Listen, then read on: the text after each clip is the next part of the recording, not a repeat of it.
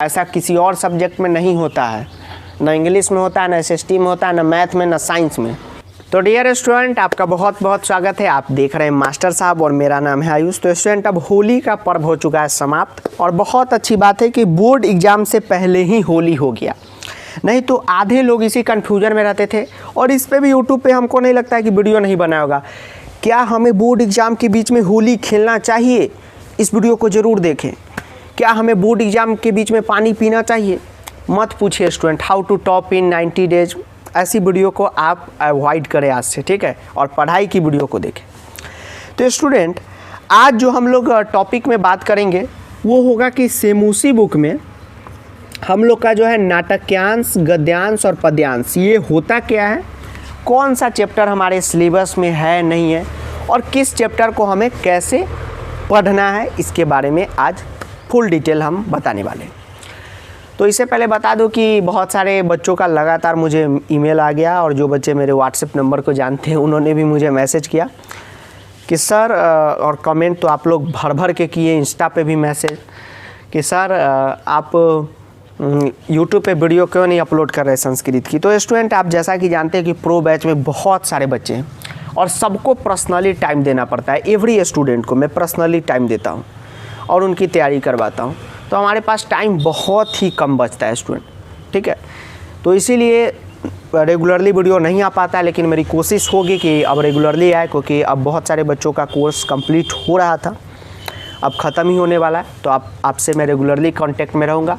और बता दूँ स्टूडेंट कि हर एक दिन हम लोग नया बैच शुरू कर रहे हैं। तो अभी तक आप भी प्रो बैच को नहीं ज्वाइन किया तो जल्दी से आके ज्वाइन कीजिएगा, जिसकी फुल डिटेल वीडियो की लिंक डिस्क्रिप्शन में। तो स्टूडेंट, सेमूसी में हम लोग, जैसा कि आप जानते हैं कि क्लास 10 बोर्ड एग्जाम में हमें सेमूसी बुक को पढ़ना है। अब आप कहेंगे सर ये कौन सा आप नया बात बता दिए? नहीं, नया बात नहीं है, ये बहुत पुरानी बात है। कुछ बच्चों का क्या आदत होता है स्टूडेंट कि जो छोटा सब्जेक्ट होता है, जैसे संस्कृत हो गया, एसएसटी हो गया, इंग्लिश हो गया, इस पर फोकसिंग वो नहीं करते। और जब वो अपना क्लास शुरुआत करते हैं तो जो बुक है वो अपने अगल बगल के किसी से ले लेते हैं, दोस्त से, रिश्तेदार से, नहीं तो अपने भाई बहन से वो बुक ले लेते हैं। अच्छी बात है, हम लोग ने भी ऐसी पढ़ाई की 9th में, 10th में, 11th में, 12th में, क्योंकि स्कूल वाले तो बुक बेच के पूरा पैसा कंगाल कर ही देते हैं 8 तक।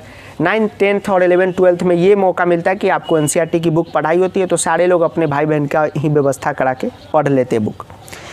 तो 2-3 साल पहले स्टूडेंट संस्कृत में मनिका बुक चलता था। तो एक स्टूडेंट है मेरे घर के बगल में, उसको किसी ने पिछले साल की मनिका दे दी और अभी तक वो पढ़ रहा है। उसको मतलब संस्कृत वो पढ़ ही नहीं रहा था, उसको हमने बताया कि सेमूसी बुक पढ़ाई होता है तुम्हारे सिलेबस में, समझे स्टूडेंट, क्योंकि वो संस्कृत आज तक छुआ ही नहीं है। अब वो दिमाग खुल रहा है तो कह रहा रही तो सर हमारा प्री बोर्ड में इससे क्वेश्चन ही नहीं आया। तो इसलिए सेमूसी भाग 2 आपके में पढ़ाई होता है, सेमूसी। तो सेमूसी को आप लोग लीजिएगा। अब स्टूडेंट, सेमूसी बुक में इस साल आपको मात्र 7 चैप्टर ही पढ़ने हैं, 7 चैप्टर। अब आप बहुत बच्चे अभी ये भाग जाएंगे कि सर 1 से 7 पढ़ना है, पढ़ लेंगे। नहीं, कुल 7 चैप्टर पढ़ने हैं, जिसमें पहला नाटक है, पहला चैप्टर नहीं, पहला कॉलम। उसके बाद गद्यांश है, उसके बाद पद्यांश है, ठीक है। पद मैं लिख देता हूँ, ज़्यादा टाइम नहीं लूँगा। अब स्टूडेंट, नाटक मतलब, गद्यांश मतलब और पद्यांश मतलब क्या होता है समझिए। नाटक्यांश, जिसको यहाँ पे मैंने सिर्फ नाटक लिखा ताकि आप ज़्यादा समझ सकें। नाटक्यांश स्टूडेंट हम ऐसे चैप्टर को कहते हैं जिसमें एक नाटक दिया हो। अब आप देखेंगे नाटक कौन सा चैप्टर में है सर, तो चैप्टर का नाम है। अब बहुत बच्चे कहते रहते हैं, लाइव में हम जुड़ते हैं तो यूट्यूब पे, सर जल्दी से चैप्टर नंबर बताओ, चैप्टर नंबर बताओ। हम उसको सैकड़ों बार बता दिए, रे सूचि पर्यावरणम बुद्धि बलवती सदा। नहीं, हमको सूचि पर्यावरण नहीं, चैप्टर नंबर बताओ। ऐसा थोड़ी होता है स्टूडेंट, आपको समझना पड़ेगा। तो नाटक्यांश में जो चैप्टर है वो है पहला बुद्धि बलवती सदा, ये पहला चैप्टर है, बुद्धि बलवती सदा। पहला चैप्टर तो सूचि पर्यावरण में, लेकिन वो नाटक में नहीं है, बुद्धि बलवती सदा। उसके बाद सौहार्दे प्रकृति शोभा, सौहार्दे, आगे बात करूँगा कैसे हम लोग मार्क्स उठाएंगे, प्रकृति शोभा, ठीक है सर। ये चैप्टर है।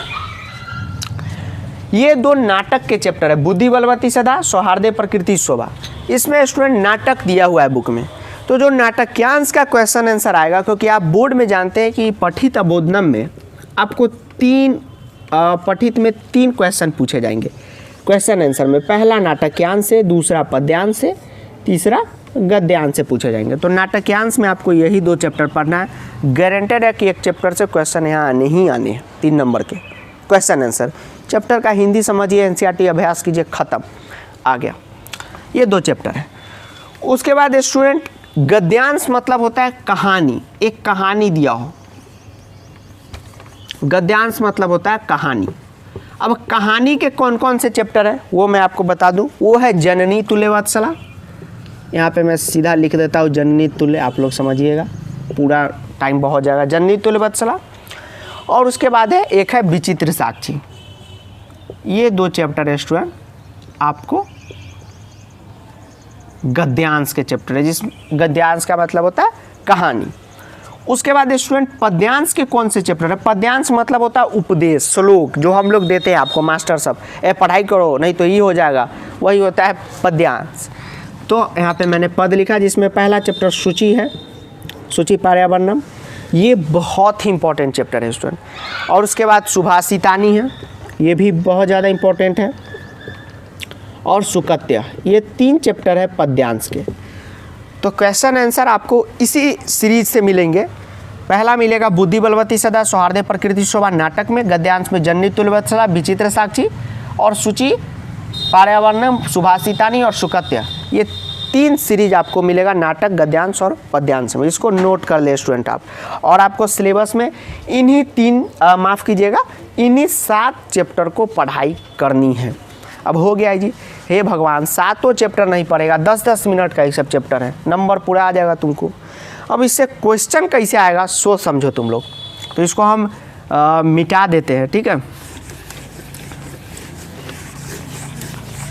सर क्वेश्चने तो नहीं बनता है, मेहनत करोगे तब तो स्टूडेंट, बिना मेहनत के कुछ होता है बताओ।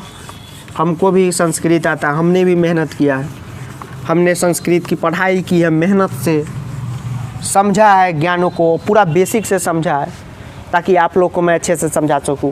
और जो नए बच्चे देख रहे हैं, संस्कृत का पूरा लेक्चर अवेलेबल है, जाके देखिए। अब स्टूडेंट क्वेश्चन कैसा रहेगा पठित में,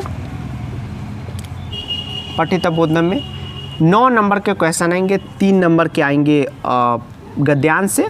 गध लिखता हूँ, गधा नहीं, गधा तो सर आप नहीं, हम गधा थोड़ी हैं, हम तो गाय हैं, गधा आप लोग।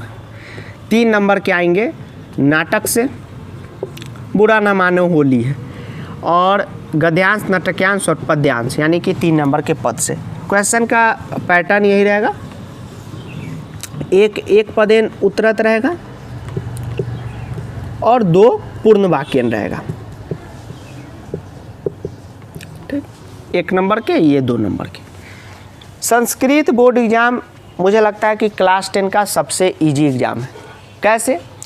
संस्कृत में बोर्ड पूरा आपको मदद करता है कि आप अच्छा से अच्छा स्कोर करो। सर कैसे बता दीजिए।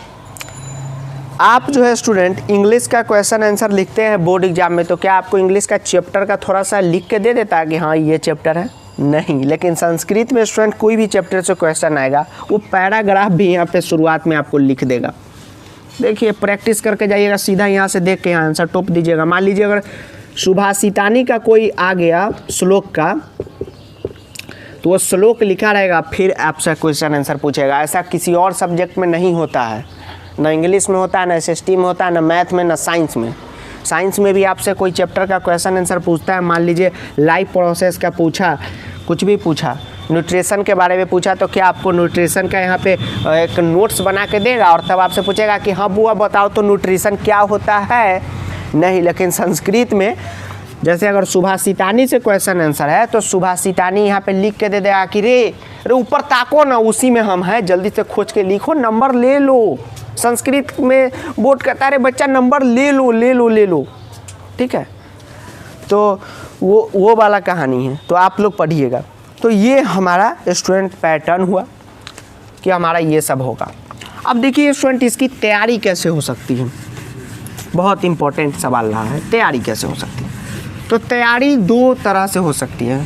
अगर आप थोड़े से स्मार्ट स्टूडेंट हैं, अब स्मार्टनेस का ही मतलब नहीं कि हाँ सर हम तो काफ़ी सुंदर दिखते हैं सर, हम एकदम गोरा चिक्का चेहरा है सर, रोज़ क्रीम लगा के निकलते हैं, वो वाला स्मार्टनेस नहीं। सर अच्छा कपड़ा पहने, वो वाला भी नहीं, कोई वाला स्मार्टनेस नहीं, पढ़ाई वाला स्मार्टनेस। स्टूडेंट आप संस्कृत अगर थोड़ा सा जानते हैं, आप अपने एग्ज़ाम में बिना चोरी किए हुए दोस्त से आंसर कॉपी किए हुए अगर आप आंसर बनाने में सक्षम हैं, कैपेबल है, तो आप कैसे प्रैक्टिस कीजिएगा, सिर्फ चैप्टर पढ़िएगा, एनसीईआरटी क्वेश्चन कीजिएगा, आपका कहानी ख़त्म। और जो बिल्कुल भी नहीं जानते उनके लिए कि चैप्टर के लेक्चर को आप देख लीजिए, नीचे डिस्क्रिप्शन में पूरा लेक्चर का लिंक है, जाके चैप्टर का एक एक लेक्चर देखिए।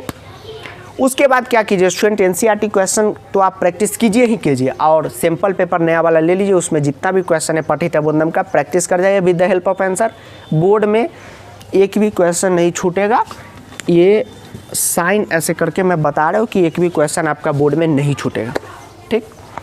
तो ये आप लोग का लगातार कमेंट आ रहा था कि सर ये बता दीजिए नाटक्यांश, पद्यांश और गद्यांश। अब आता है एक इम्पॉर्टेंट टॉपिक कि सर घटनाक्रम कहाँ से आता है। इसके तो मैं स्पेशल वीडियो बनाने वाला था, लेकिन बता देता हूँ घटनाक्रम कहाँ से आता है स्टूडेंट। तो घटनाक्रम नाटक्यांश और गद्यांश से आता है, पद्यांश से घटनाक्रम नहीं आता है। मतलब कि घटनाक्रम आपको जितने चैप्टर मैंने लिखे उसमें से सूची पार्यावरणम, सुभाषितानी और सुकत्य, इन तीनों चैप्टर को छोड़कर जितने चैप्टर आपको पढ़ने हैं, बुद्धि बलवती सदा, सौहार्द प्रकृति शोभा, जन्नी तुलवत्सला और विचित्र साक्षी, यही 4 चैप्टर से आपको घटनाक्रम आएंगे, ठीक। तो घटनाक्रम भी पढ़ लीजिएगा इन्हीं 4 चैप्टर से। उसके बाद एक और आपका क्वेरी है प्रश्न निर्माण।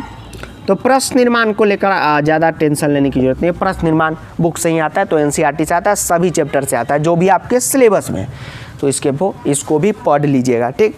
और देख लेते हैं, वीडियो शूट हो रहा था कि बीच में कट गया, नहीं शूट हो रहा है। तो स्टूडेंट आपका धन्यवाद, आज के लिए बस इतना ही। ये थोड़ा सा कॉमन क्वेश्चन था, बहुत लोगों को बोरिंग लगा होगा, लेकिन सुनने की इच्छा है तो सुनिए। तो मित्रों हमने संस्कृत में विकास करने का काम किया, तो आप लोगों भी लेक्चर देखने का काम कीजिएगा, और सरकार की तरफ से आपको कोई भी मदद ना मिलने वाली है, बोर्ड एग्जाम अपने समय पे होंगे, बस इतना कीजिए। तो तब तक के लिए जय हिंद, वंदे मातरम। चैनल को सब्सक्राइब करके बेल नोटिफिकेशन दबा दीजिएगा, क्योंकि जैसा संस्कृत में आपको दे रहा हूँ, जैसा संस्कृत का मटेरियल दे रहा हूँ, वैसा मटेरियल आपको स्कूल में भी नहीं मिलेगा। स्कूल में टीचर्स नहीं पढ़ाते स्टूडेंट की घटनाक्रम कहाँ से आता है, प्रश्न निर्माण कहाँ से आता है, कैसे पढ़ाई करें, नाटक्यांश कौन है। आप जाइए ना स्कूल में अपने टीचर से पूछेगा सर नाटक्यांश के चैप्टर बताइए, तो नहीं बताते कोई। लेकिन वही आदत बच्चों की लग जाती है कि हम कैसे पूछें। यहाँ भी हमारे पास भी शर्माते रहते ना। आप कोई दुल्हन थोड़ी है जो शर्मा रहे। जो भी आपको डाउट है संस्कृत को लेकर, जो भी डाउट, कैसे क्वेश्चन आएंगे सर, ये कौन सा टॉपिक आ गया, ये कहाँ से बनता है इसका क्वेश्चन, बेझिझक कमेंट में लिख दीजिए। भाई अब हम प्राइवेट लोग नहीं, हम पब्लिक लोग हैं, हम तो आप ही के सेवक हैं। आप जो भी पूछिएगा उसका जवाब देना हमारा फ़र्ज है, ठीक। अब कोई जवाब पूछने में मतलब ये केस उस ना कर दीजिएगा कोर्ट में कि वहाँ से जवाब लेंगे आयु सर से। तो ठीक है स्टूडेंट, मिलते हैं एक और नेक्स्ट टॉपिक में। तो आज के लिए इतना ही।